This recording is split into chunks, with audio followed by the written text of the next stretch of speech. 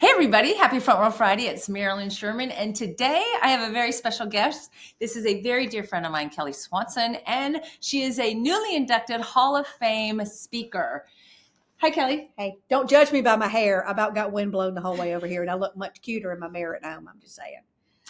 Anyway, Kelly Swanson is famous for her storytelling and crafting stories and coaching people on their stories. So what I'd like to ask you today for my listeners on Front Row Friday is tell me how important it is to have the story of yourself before you go into a presentation, a sales presentation, a speech. Tell me what that is all about. Yeah. Okay.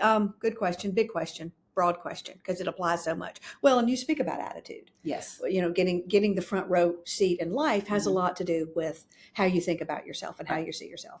And the way I like to put it in terms of story is that we write stories every day, all day long. We write stories about ourselves, about the situation we're in. We write stories about the people we meet. We write about our bosses. We are think in narrative all day long, and we're writing a story. A lot of times we're not paying attention to what that narrative is saying. I know I did it for years. We're just living by it. So if you have a storyline that says, hey, I'm stupid, you're going to keep writing that story. Right. And you're going to start acting stupid, right? And you're going to start you're going to look for proof that you're stupid. And next thing you know, what wasn't really the truth has become your truth, right? You following me there so far? Yeah. And so therefore, the story you write in your head is critical. It dictates how you're going to act and how you're going to behave. Let me give you one example, if I could, for Front Row Friday. Those of us who sell and negotiate and have conversations with our clients. The biggest shift in my business came when I was able to change the way I thought about myself going into that negotiation or to that sales call. When there was a point in my life when the story I wrote said, oh, you can't do this. They're not going to like this. Men aren't going to care what you have to say. This isn't the group for you. And I would put that energy, or even that energy of desperation. Or I really need this. What if I don't get this? All is writing. I have to have this. That put out a negative energy. And I think that impacted my sales. But when I was able to change the story and say, no, you're going to rock this. You're going to do great. You don't even know if you want this. Wait and see. You don't need this job. This may not be the right one for you. The energy shifted in the room. The power shifted. I didn't need the job as much as I wanted to see if this was going to be a good opportunity for me. Do you mean your prospects, your sales prospects, when you're on sales calls, can feel and sense your energy based on the story you tell in your head? Yes.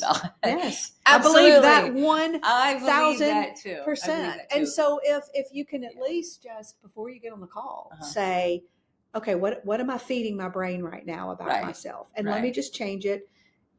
And for some of you listening, you're like, hey, that's a Tuesday at my house. I've been doing that my whole life. Right. But not everybody's used to doing that. No. Not everybody is aware of what the script is running through their heads. And you just have to, and how do you know when you need to pay attention? When there's a negative feeling.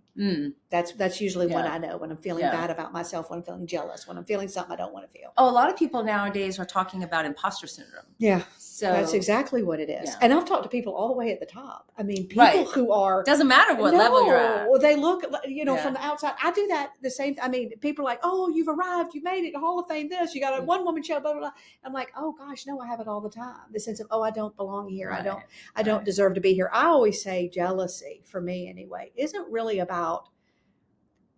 it's not that I wish the other person bad. It's a comparison thing. It's because they got it. There must be something wrong with me that I didn't. Right. Yeah. Which I think that's true. what No, but I think a lot of us struggle with our right to belong here. We feel like imposters. That's where the name came from. So how do you quiet that voice in your head right before you go on a sales call or a sales pitch or let's say a speaker bureau or an agent or somebody wants to hire you? How do you quiet that voice in your head right before the call? Well, you need to give yourself some time to think about it. Don't have that knee-jerk reaction to it. Let me get on the phone. Let me log. You first have to be aware of what your script is saying about yourself.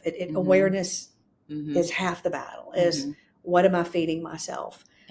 Being in a proactive state rather than a reactive, and then just take that time and then go, okay, what am I feeling about this call? What if they don't like it? And just take inventory and write it down if you have to. We're motivational speakers. We love doing that stuff. Put it on a little sticky note. Write those positive. I wrote a whole journal, positive affirmation journal of ways. That is a great book, by the way. Yeah, I have that book. It's a great book. But every time I plug in my cell phone, a little voice I programmed my cell phone that whenever I plug it in, it says, "You've got this, Marilyn. You rock star, you."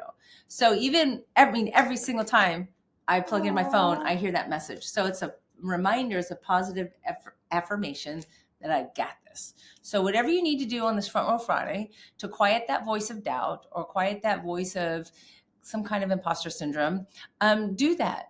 Take some time, focus, remind yourself of how wonderful you are, and let go of the desperation, let go of the negativity, let go of the comparison. It's not always easy, but remind yourself that you are a rock star and you've got this. So thank you very much for joining me on Front Row Friday. Thanks for having me. You're absolutely It's so welcome. nice to be in the front row. Amen, my sister. We'll see you next time, everybody. Thanks for watching. Bye.